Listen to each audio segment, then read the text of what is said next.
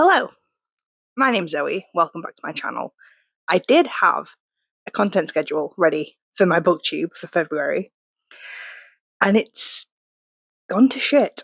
My plan was for last week to have a worst of 2024 reads. This week was meant to be a Catching Fire reactions video because I've never read them and never seen the films. And next week is meant to be my February wrap-up video. It's been a few weeks. The main focus of this is just kind of a catch-up, what I've been reading, what's changed, what is going to change with the content, and just, yeah, me.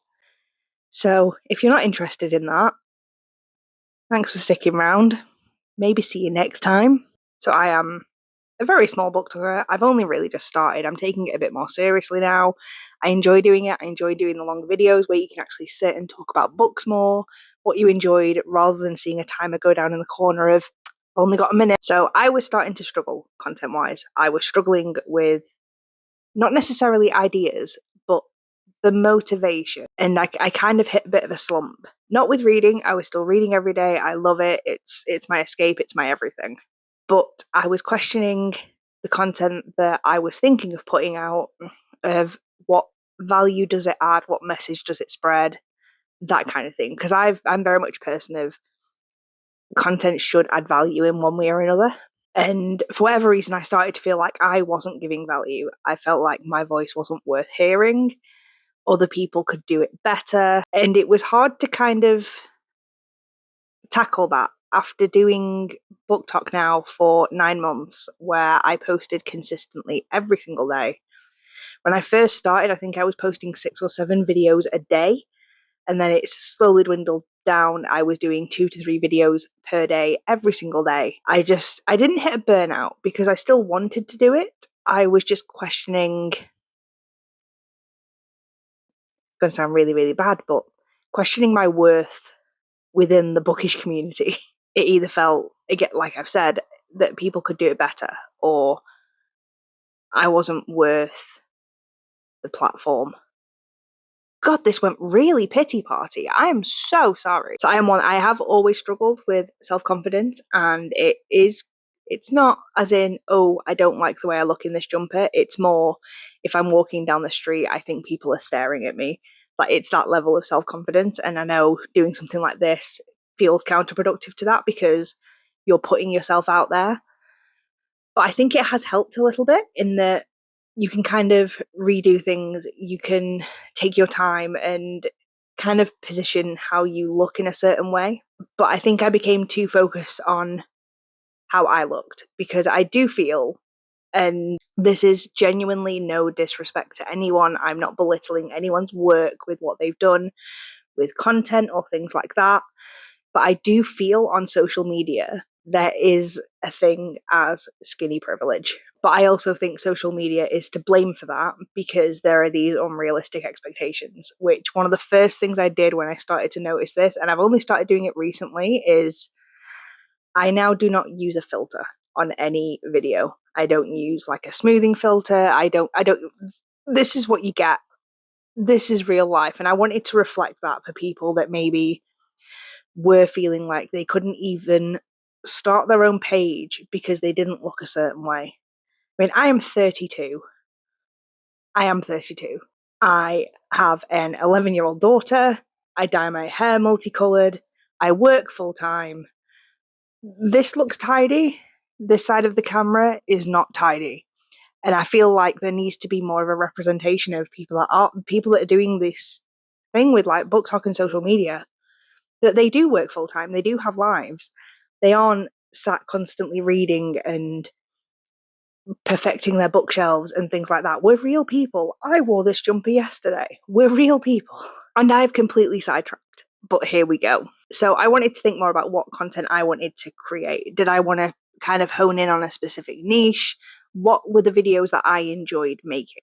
A lot of what I enjoyed making over the past few months has been the quick transition videos where there's quite a bit of editing involved, like lining things up. I enjoy that kind of thing. I really enjoy the editing side of things.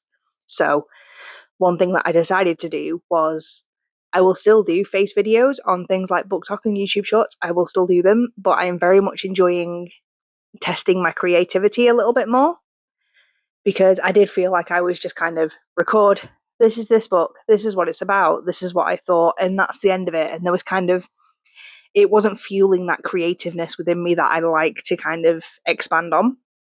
So doing the quick transition videos, coming up with more ideas of how to do my book reviews. So if you have seen my shorts recently, they have changed to more almost video edited with text and things like that. And I'm learning.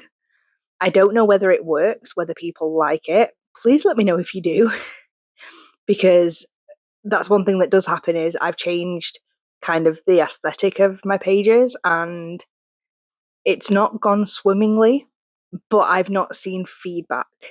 So whether it's the algorithms or things like that, I don't know. My other focus is I wanted to focus more on LGBTQ plus books. That is one thing that I was very, very adamant on, that I love reading them. I love the genre. I feel like it needs a bigger voice, and I can do that. I am bisexual, so I am part of the community. I love everything about it. I actually only came out when I was 30 due to numerous reasons. But you're not my therapist. I don't have a therapist. So I wanted to focus more on LGBTQ, indie authors. I'm very much a big fan of translated literature, so literature from other countries that has been translated into English. I think some of it is absolutely phenomenal, and it's something I wanted to focus on more. I was finding that, especially on Book Talk, some of the very, very hyped books I wasn't enjoying. And that was another reason why I wanted to look at what I was doing on these types of apps. It started to make me feel like I wasn't part of the community, like I was an outsider. It started to feel very, very lonely, and I wanted to try and find people with the same interests. And obviously the way to do that is to promote your interests. So I realised I'm not a big fan of romantasy. I do enjoy the odd series, like there's the odd series of romantasy, hetero romantasy, that I did really, really enjoy. But I found that things like sapphic romantasy, I have enjoyed so much, so much more. But not many of them are shown on Book Talk, or at least, I don't want to say mainstream, but it's not people promoting the Sarah J. Maas, that kind of thing. So I wanted to focus more on that. I'm trying to be more mindful of where I get my books. I'm also trying to be more mindful of what books appear in the background of my videos. And these are all things I've thought about for a while. And I refuse to be, and I will never be one of those creators that will come on and say, you need to boycott this author because of this. And if you read this author, you're a bad person, because I don't have the energy. I am too tired. But if I can make my page a safe space in that those authors maybe would not be mentioned or would not be promoted, or you would not see them in the back of my videos. There are some authors that I do genuinely want to read, but I will not support them financially by either buying the books brand new. So there are certain aspects of my reading that I do now want to keep to myself, rather than sharing every single aspect of every single book that I have read. They will appear on my Fable and my Storygraph, things like that, but people obviously would have to look to see that I've read those books, compared to me actually openly going, I read this book. This person's terrible, but I read it anyway. I don't want to do that anymore. So I'm trying to kind of set a bit of a divide between what I am reading and what I am creating videos on.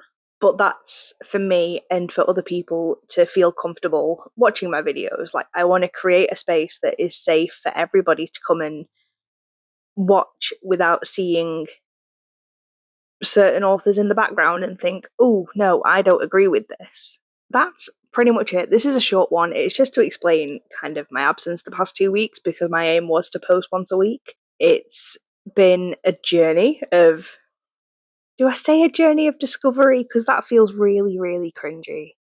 It feels very cringy. But I'm really hoping that this change brings me back to the love of why I'm creating videos, and communities that align with me, what I enjoy, because at the moment I'm not finding it. That's pretty much it. I will get back to posting more regularly on here. Shorts are posted every day, so if you miss me, have a look at those. If you're not subscribed, please subscribe. Makes me feel better. And please comment if you have any views on this or you've started to feel the same recently, anything like that. Okay, bye.